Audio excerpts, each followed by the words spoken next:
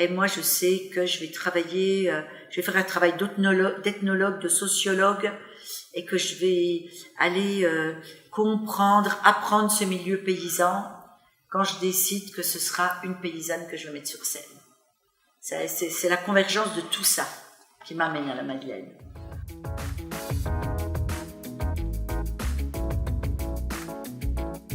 Vous quittez l'éducation nationale dans les années 80 pour partir sur les routes, donner votre spectacle. Dans quel état d'esprit êtes-vous à ce moment-là ?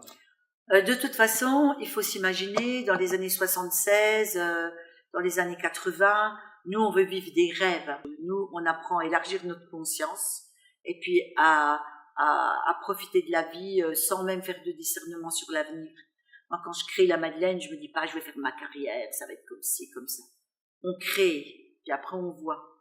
Donc, si tu veux, je suis dans l'enthousiasme de la création. De toute façon, j'avais pensé depuis toute petite que je ferais plein de métiers parce que j'avais déjà une telle curiosité quand j'étais enfant que de toute façon, je trouvais qu'il y avait tellement de choses passionnantes dans la vie que je ne me contenterais pas à un seul métier. Donc là, je suis prête à vivre tout, n'importe quoi.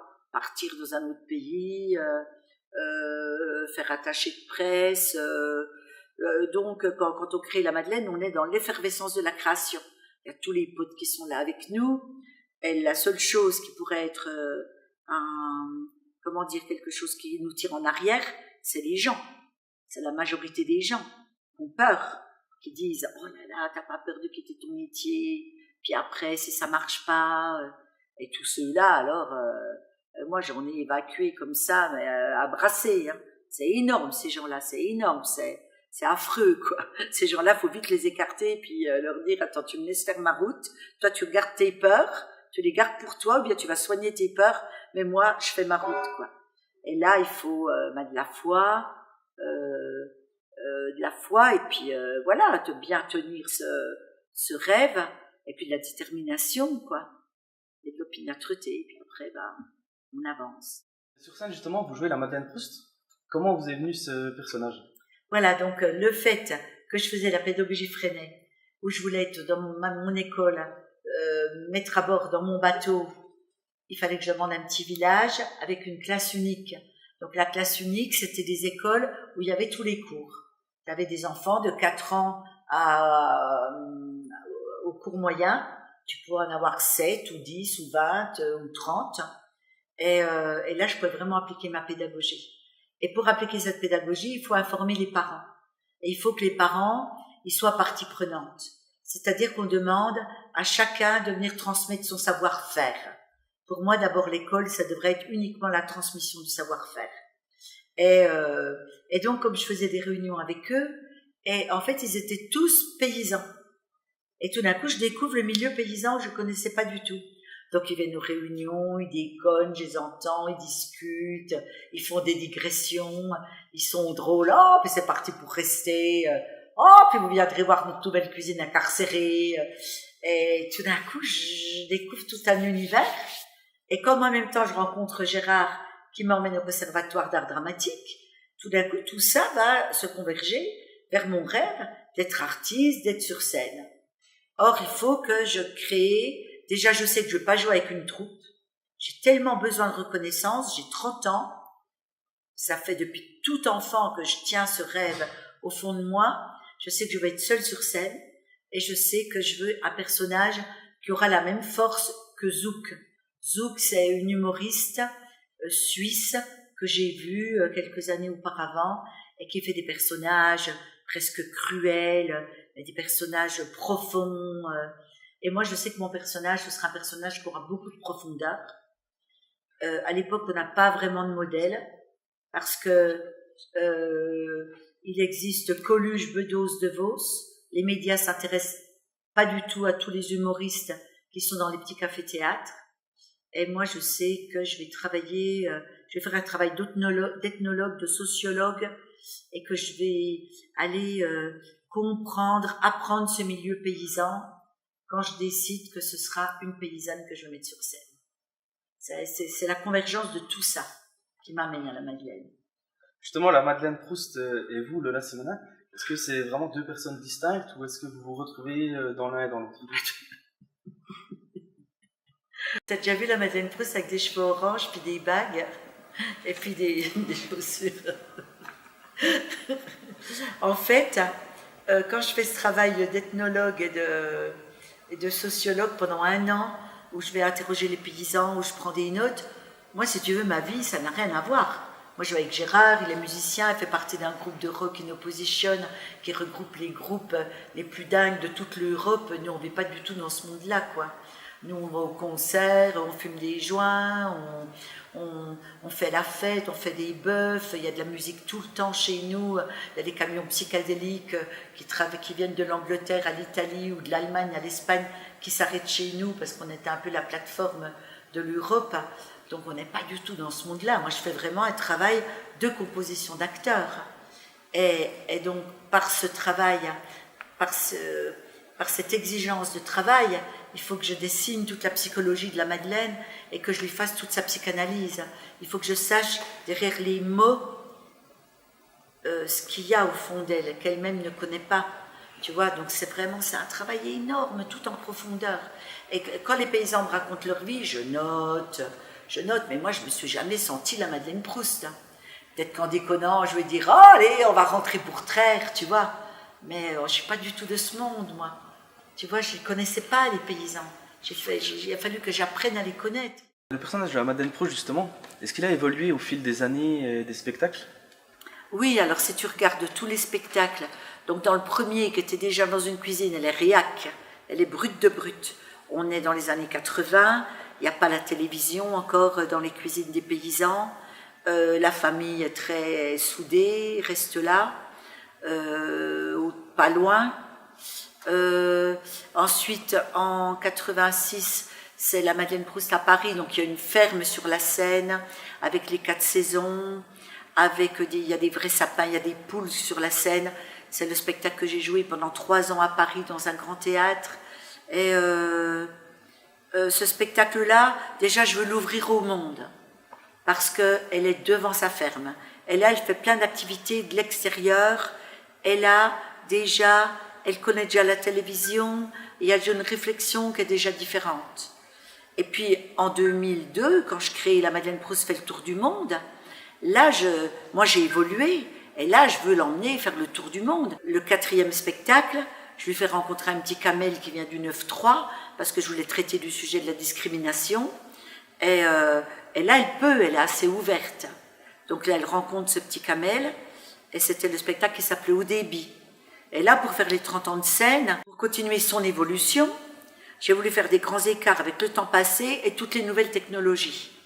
Et donc, c'est encore une ouverture, on croit que c'est une ouverture, mais disons, bon, elle va être confrontée à Internet, au portable, aux répondeurs téléphoniques, mais la conclusion sera quand même que les nouvelles technologies nous font croire que ça nous rapproche des gens, alors que ça rapproche ceux qui sont loin, et ça éloigne souvent ceux qui sont proches.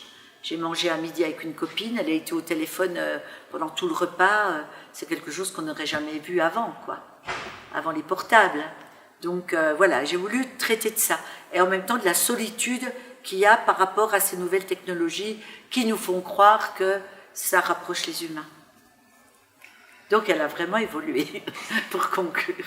Vous avez écumé beaucoup de salles en France et à l'étranger. Quel est votre meilleur souvenir? C'est pas vraiment un meilleur souvenir, parce que, tu sais, les représentations sont à la fois semblables et toutes différentes.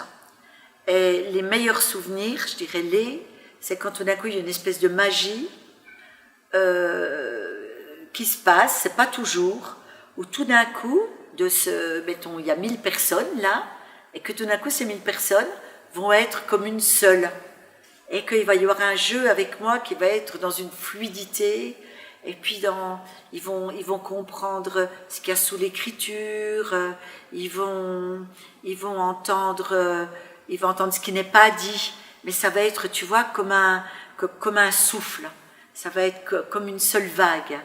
Et ça, c'est génial, quoi, parce que tu as l'impression qu'il y a une communion, il y a quelque chose qui se passe de la Madeleine au public. Alors ça, c'est vraiment les meilleurs souvenirs. Et quand tu me dis comme ça, c'est quoi ton meilleur souvenir? Il me vient quelques moments, le printemps de Bourges, pense que c'était dans les années 90, je me rappelle que ça avait été, mais délirant, quoi. Il me vient à Dole, là, récemment, où il y a eu un moment, mais on était ensemble, parce que le jeu, il se fait dans la salle, le public, il joue avec moi. S'il n'y a pas le public, je ne peux pas jouer. Et là, on était, Dole, c'était vraiment génial, quoi, ce qui s'est passé. Et sinon, toutes les représentations, voilà, c'est le travail que tu fais pour essayer justement de réunir, tu vois, de réunir, parce que si tout d'un coup, il y a quelqu'un qui se met à parler, il y a un moment qui est assez tragique, qui amène beaucoup d'émotions, et tout d'un coup, tu as quelqu'un qui a le fou rire au milieu de ce tragique. Bon, pourquoi pas, mais ça va un peu perturber ce moment-là que je tiens et que le public tient, où je sens que tout le monde a les larmes aux yeux, tu vois. Donc c'est ça qui fait aussi que c'est différent chaque fois. Vous disiez que vous vouliez toucher à tous les métiers de l'art. Vous avez été institutrice, humoriste, metteur en scène, écrivain. Vous avez même été rappeuse. Vous avez fait une chanson avec Aldebert.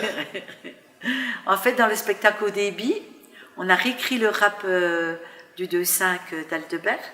Et puis à la fin, le petit Kamel, à la fin de ce spectacle, le petit Kamel et la Madeleine, une fois qu'ils étaient arrivés, une fois que j'avais désossé un par un tous les a priori et qu'ils étaient arrivés à se comprendre, à se connaître et à se transmettre, la Madeleine lui apprenait le travail de la campagne et Kamel lui a écrit un rêve. C'est bienvenue dans la cité du côté du vin blanc, ici tout le monde a le droit de citer, que ce soit jaune, black, ou blanc, que tu viennes du Jura, du territoire de Belfort, que tu manges au nom du porc, gloire à celui qui percera le secret de la saucisse de ton mort, si tu la piques, t'es mort.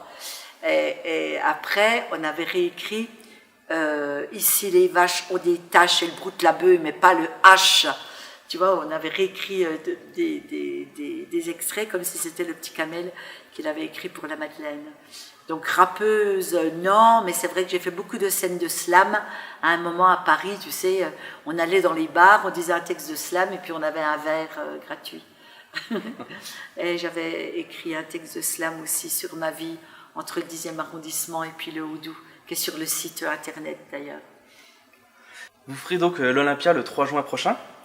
Vous avez hâte? Est-ce que ça va pas vous manquer ensuite la scène? Alors là, c'est vrai que j'ai très hâte, parce que, et souvent même avant de jouer, là, à un moment, je trépigne, j'en peux plus d'attendre, il faut que ça commence, là. Et pour l'Olympia, je vais savourer chaque instant, parce que je sais qu'il y a des fans qui viennent de toute la France, donc déjà, je suis très heureuse qu'ils soient là, donc je vais essayer de savourer chaque instant, je vais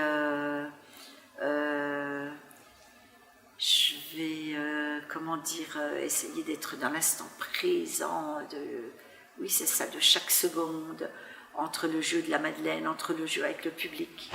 Et puis après la scène, non, elle ne me manquera pas, parce que déjà les rires des spectateurs, ils sont en moi. Et puis ensuite, maintenant c'est l'écriture qui a pris le pas. Donc j'ai déjà commencé une dizaine de romans. Donc j'ai déjà publié Le Cri du Milan, qui avait reçu le prix Louis Pergaud. Ensuite, il y a Flammarion, qui m'a demandé d'inventer une vie à la Madeleine. Donc il y a les 2 gros tomes. La Madeleine Proust, une vie. Donc il y a Quand j'étais petite, qui raconte son enfance. Donc elle parle comme si elle existait. Et on dit qu'on rit, qu'on pleure, il y a beaucoup d'émotions, il y a tout le pittoresque des dialogues. Et puis il y a cette enfance, il y a imaginer qu'est-ce qu'elle ressent, toutes ses premières fois. Avant-guerre. Après, il y a le 2e tome qui s'appelle Ma drôle de guerre. Et le 3e tome, ça fait quand même 2 ans que j'arrive pas à le terminer, quoi. Donc là, si tu veux, l'écriture, elle trépigne en moi, elle bouillonne. Il faut vraiment que je m'y mette. Déjà, je vais me reposer. Et puis après, je vais donner vraiment mon temps à l'écriture. L'Olympia, ce ne sera pas vraiment votre dernière scène, puisque vous êtes à Morteau Ouais. le 15 et 16 juin. Ouais. C'était important de finir chez vous? Ah oui, alors là c'était important. En plus c'est la mairie qui m'a demandé. Alors ça m'a fait encore plus plaisir que ça vienne d'eux pour boucler la boucle. Et en plus ils ont rajouté une 3e date. Maintenant le 16, il y a encore des places à la séance de 16h. Voilà, je suis contente. Puis après, il va y avoir un pot qui va être organisé à la salle des fêtes. Donc ça c'est chouette, ouais. En tout cas, merci Lola de nous avoir reçus sur scène. Ben merci. Félicitations pour votre carrière. Merci. Et on peut vous souhaiter bonne continuation dans l'écriture. Eh ben merci puis pour ta belle écoute. Merci beaucoup. Bonjour et bienvenue à la SNCF. Si vous connaissez le mot-clé, prononcez-le maintenant. Clé?